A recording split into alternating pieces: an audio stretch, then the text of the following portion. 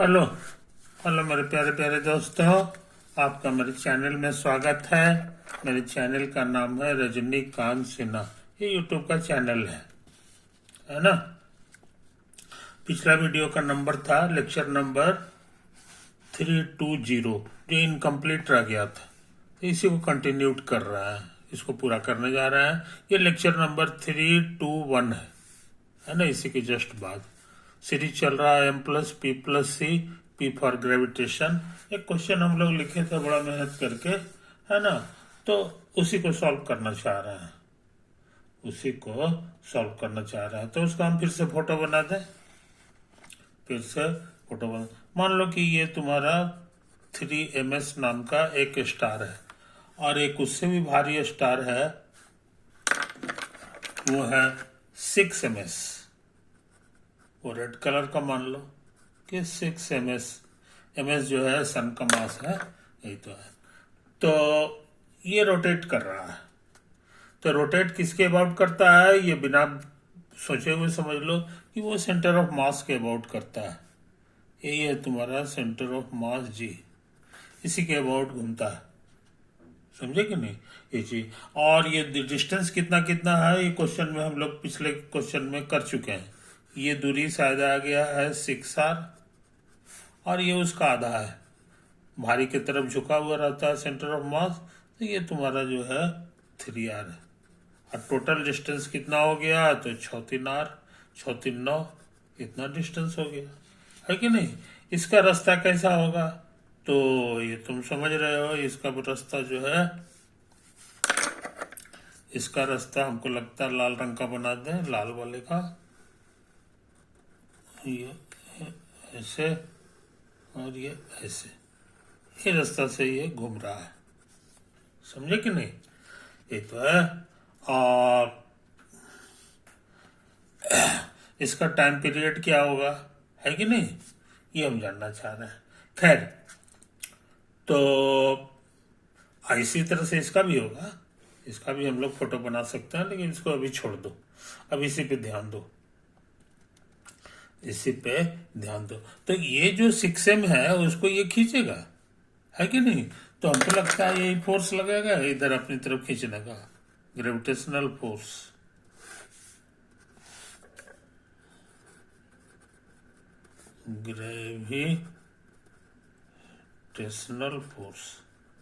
ये कितना होगा ये बताना आसान है, समझे कि नहीं। ये हो गया तुमको ग्रेविटेशनल फोर्स ऑन 6MS, और ड्यू टू किसने खींचा, तो 3MS ने खींचा।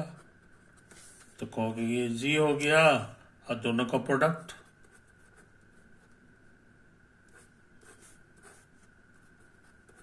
3MS। अब भाई दोनों के बीच की दूरी, तो इसके बीच की दूरी कितना है, ये लिखा हुआ है 9R है, और उसका होल स्क्वायर हो गया, ये तो आएगा बस। तो ये G हो गया, और ये MS का होल स्क्वायर हो गया, और ये हो गया R², और नंबर हो गया 6×3=18, और 9 का स्क्वायर 81, कटेगा 9 से, 9×3=18, 9×9=81। तो हम लोग ये बढ़िया से जान गए, G गुना MS का स्क्वायर बाई R² और गुना 2/9, है कि नहीं। ये न्यूटन्स के ग्रेविटेशनल लॉ से हम लोग लिखे हैं। अब सोचते हैं यही चीज फिर लिखें, लेकिन इस बार न्यूटन्स लॉ ऑफ मोशन से, by Newton's law of motion. इसको उतार दें, gravitational force on 6MS due to 3MS।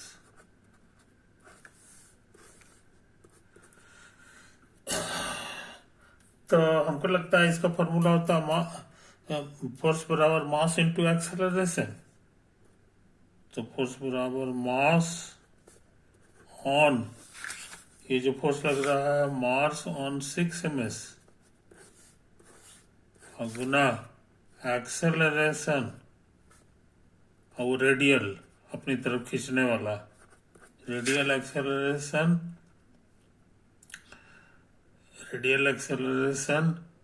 On 6 ms। समझे? ये तो लिखना होगा। तो मास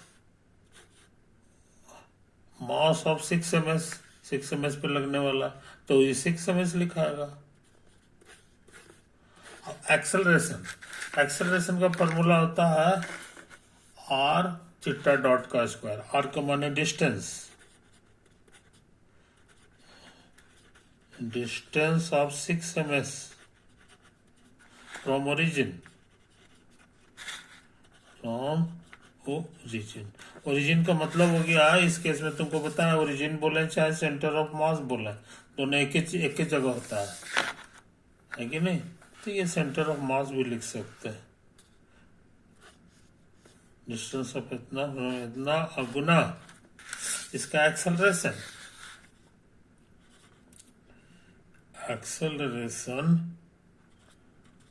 ऑफ 6 ms। तो कितना लिखेंगे? इसको उतार दो। 6 ms का ओरिजिन से दूरी, यहां से इसकी दूरी, तो यहां लिखा हुआ है 3r, ये लिखा हुआ है 3r। और एक्सेलरेशन का नहीं, एक्सेलरेशन न था जी, तो उसका होता है ये एक्सेलरेशन नहीं लिखाता है, यहाँ लिखाता है एंगुलर वेलोसिटी। तो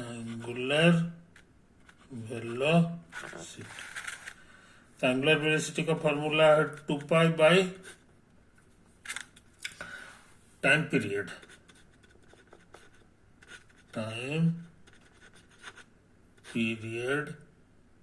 बस हो गया।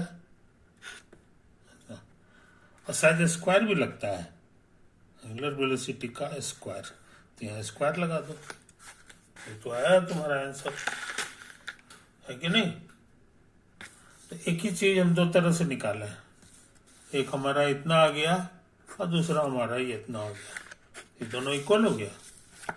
आगे बढ़ने से पहले आज इसको बढ़िया से उतार लो, है कि नहीं? ये सब जो है ये सब बढ़िया से उतार लो, बढ़िया से उतार लिए। अच्छा, इसको बढ़िया से लिख दो।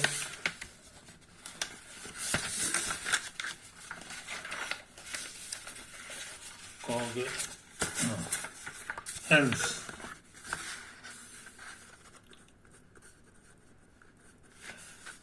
जी गुना ms का स्क्वायर बाई r स्क्वायर और गुना 2/9।